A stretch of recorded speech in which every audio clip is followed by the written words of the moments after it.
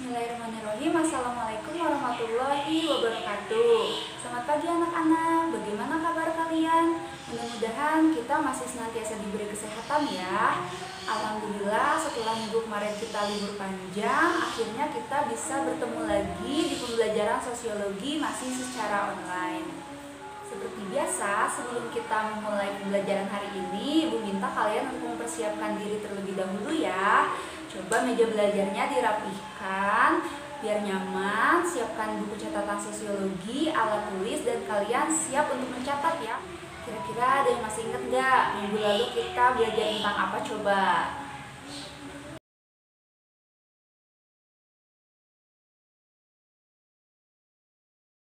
Nah, jadi kita masih di materi bab 1 perubahan sosial ya. Setelah minggu-minggu sebelumnya kita sudah mempelajari tentang pengertian, karakteristik, teori, bentuk-bentuk perubahan sosial.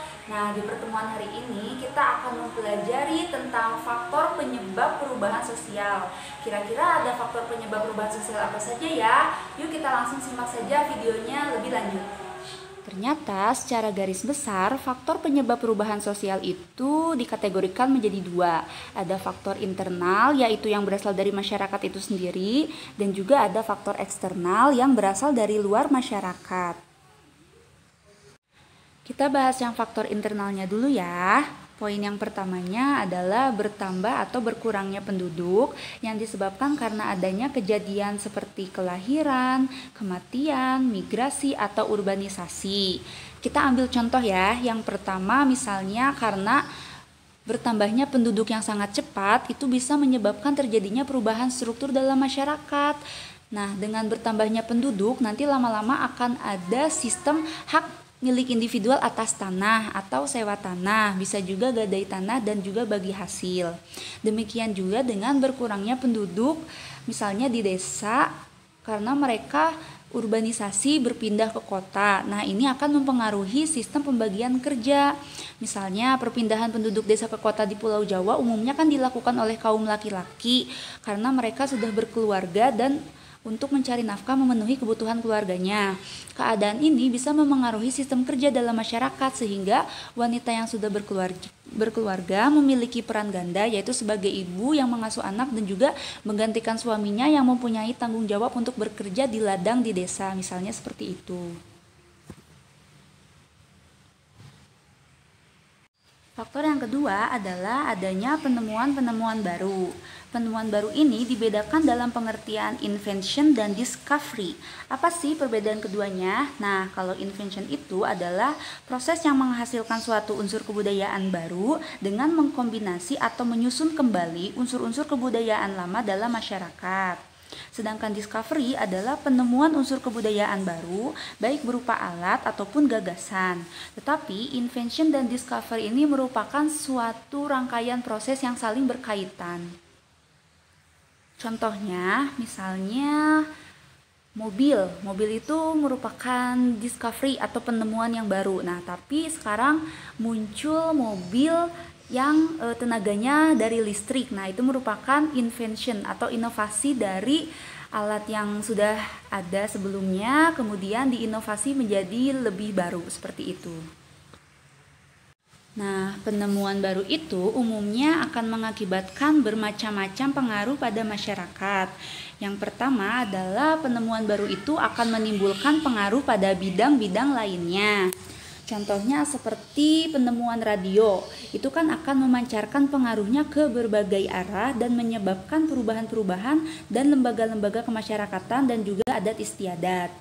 Yang kedua adalah penemuan baru yang akan mengakibatkan perubahan-perubahan yang menjalar dari satu lembaga kemasyarakatan ke lembaga kemasyarakatan yang lainnya. Misalnya penemuan baru kapal terbang telah membawa pengaruh besar terhadap metode berperang yang kemudian kian memperdalam perbedaan antara negara-negara besar atau negara superpower dengan negara-negara kecil. Yang ketiga adalah beberapa penemuan baru yang dapat mengakibatkan satu jenis perubahan. Misalnya penemuan mobil, kereta api, dan telepon itu kan menyebabkan tumbuhnya lebih banyak pusat-pusat kehidupan di daerah pinggiran kota. Faktor yang ketiga adalah pertentangan atau konflik sosial. Nah, pertentangan atau konflik ini bisa menjadi salah satu faktor penyebab terjadinya perubahan sosial dan kebudayaan. Contohnya, yang pertama misalnya pertentangan yang berkaitan dengan sistem patrilinear pada etnis Batak. Apabila seorang ayah meninggal, anak-anaknya berada di bawah asuhan keluarga almarhum suaminya kan, walaupun mungkin anak-anak tersebut tinggal bersama ibunya. Contoh yang kedua adalah pertentangan antara kelompok muda dan kelompok tua ketika Indonesia ada dalam proses menuju kemerdekaan yang akhirnya berakhir dengan peristiwa Rengas Dengklok. Nah, contoh yang ketiga adalah pertentangan elit politik dalam pencalonan kepala daerah baik pilkada maupun pemilu. Ketiga contoh ini merupakan bentuk dari konflik atau pertentangan yang pada akhirnya menyebabkan suatu perubahan sosial. Nah, faktor yang keempat adalah terjadi pemberontakan atau revolusi. Contohnya nih, revolusi kemerdekaan Indonesia pada tanggal 17 Agustus 1945 itu mengubah wajah Indonesia yang sebelumnya merupakan negara terjajah menjadi negara yang merdeka. Demikian pula dengan revolusi industri dan juga revolusi Prancis yang waktu itu menentang kekuasaan yang absolut.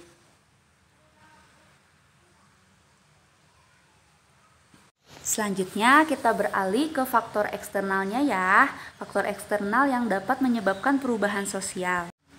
Faktor yang pertama adalah lingkungan fisik yang ada di sekitar manusia atau faktor alam.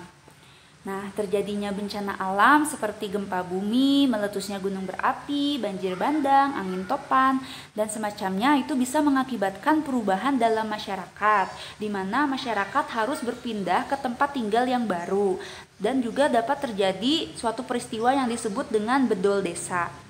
Nah, mereka kan jadi harus beradaptasi dengan keadaan alam yang baru yang menuntut perubahan pada lembaga-lembaga kemasyarakatannya.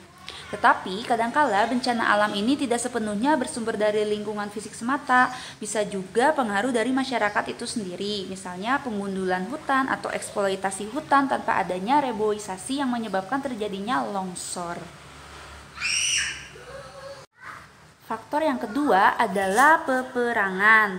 Peperangan dengan negara lain dapat pula mengakibatkan terjadinya perubahan karena negara yang menang dalam peperangan biasanya akan memaksakan kebijakannya terhadap negara yang kalah. Bentuk-bentuk pemaksaan tersebut antara lain berupa dominasi kebudayaan, politik, dan ekonomi. Contohnya adalah negara Jerman yang mengalami perubahan ketatanegaraan bahkan perubahan ideologi setelah kalah dalam Perang Dunia Kedua. Demikian pula Jepang mengalami perubahan dari negara agraris menjadi negara industri yang sangat maju setelah kalah di Perang Dunia Kedua. Yang terakhir adalah pengaruh kebudayaan masyarakat lain. Berarti dalam hal ini dua kebudayaan yaitu budaya asing dan budaya lokal saling bertemu dan memberikan pengaruh atau perubahan. Yang pertama adalah demonstration effect, yaitu budaya asing yang diterima oleh budaya lokal tanpa pemaksaan. Nah, sedangkan cultural anismosty adalah dua kebudayaan yang bertemu tetapi terjadi saling tolak menolak karena kebudayaan yang asing itu tidak diterima oleh budaya lokal.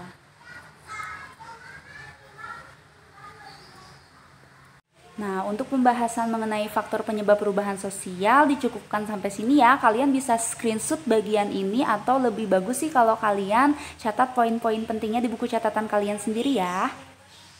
Nah, untuk pertemuan hari ini mengenai faktor penyebab perubahan sosial, Ibu cukupkan sampai di sini. Mudah-mudahan kalian bisa memahami materinya ya.